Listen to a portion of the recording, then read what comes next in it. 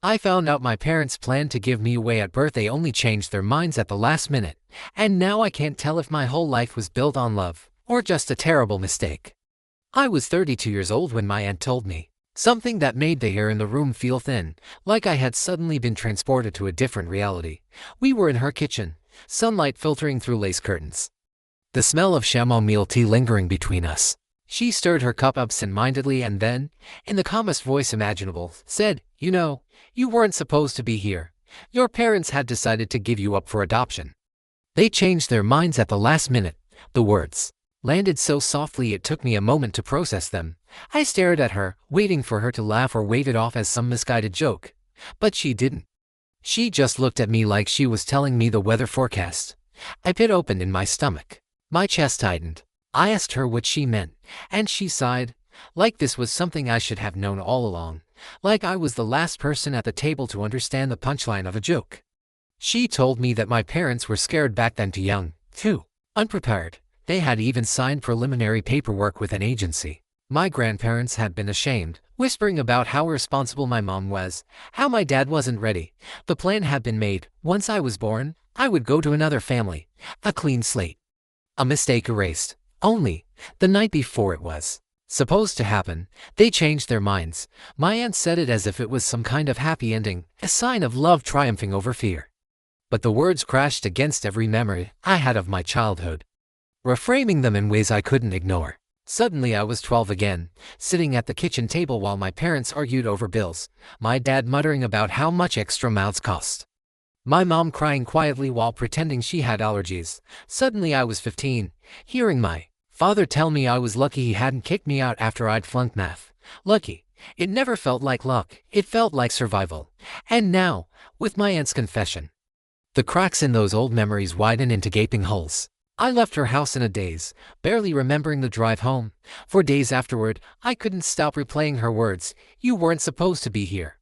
It was as if my existence had been reduced to an accident, a mistake my parents hadn't been able to follow through on. I told myself I wouldn't bring it up, that it was better left unspoken.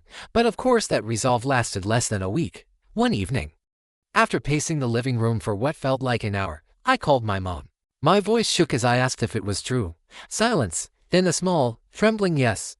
She told me she had been terrified when she found out she was pregnant. She wasn't married yet, didn't feel ready, and everyone around her had been telling her adoption was the responsible choice. My dad, she said, was relieved at the idea. They even met a couple through the agency who wanted me. She said they were nice people, people who would have given me a good life. Her voice cracked when she said those words, as if she'd rehearsed them many times before.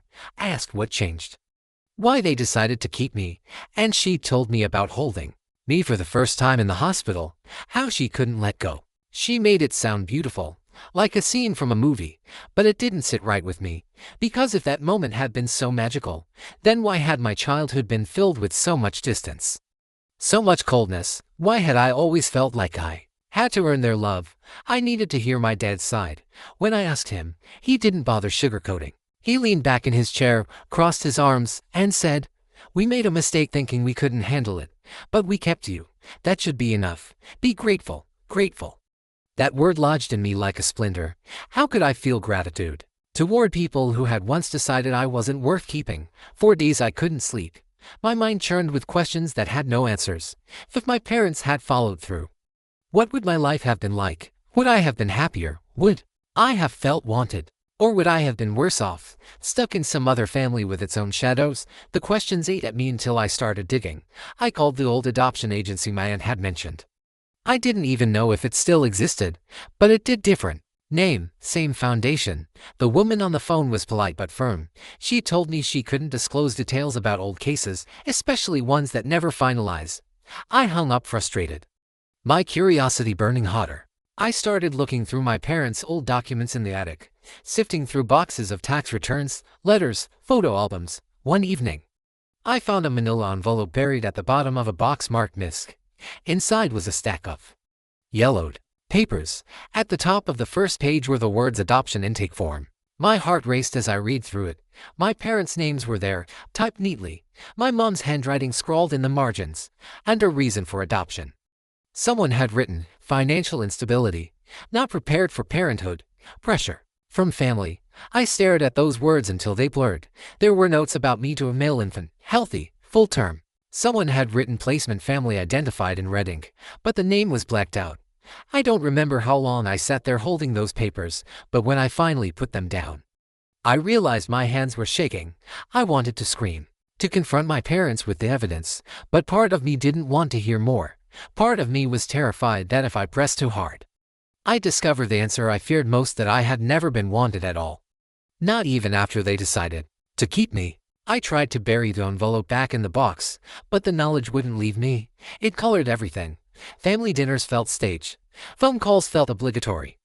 I began to wonder if I was the only one who didn't know, if everyone else had been in on the secret. I asked my cousin one night over drinks if he'd ever heard anything about me being almost adopted. His face paled. He stammered something about not wanting to get involved and quickly changed the subject. That was answer enough. The hardest part was realizing how alone I felt in all of this. My parents had gone on with their lives as if nothing had happened, raising me like a responsibility to be managed rather than a child to be cherished. And I had gone on trying to please them, to be good enough, never realizing that maybe, in their eyes, I had already failed before I'd even begun. But here's the thing, the more I thought about it, the less certain I became about what the truth really was. My aunt said one thing, my mom said another. My dad dismissed it like it didn't matter. The documents I found told their own version, cold and factual. And somewhere out there was another family, a couple who once believed I was going to be theirs. Did they wonder what happened? Did they grieve a child they never got to raise? I'll never know.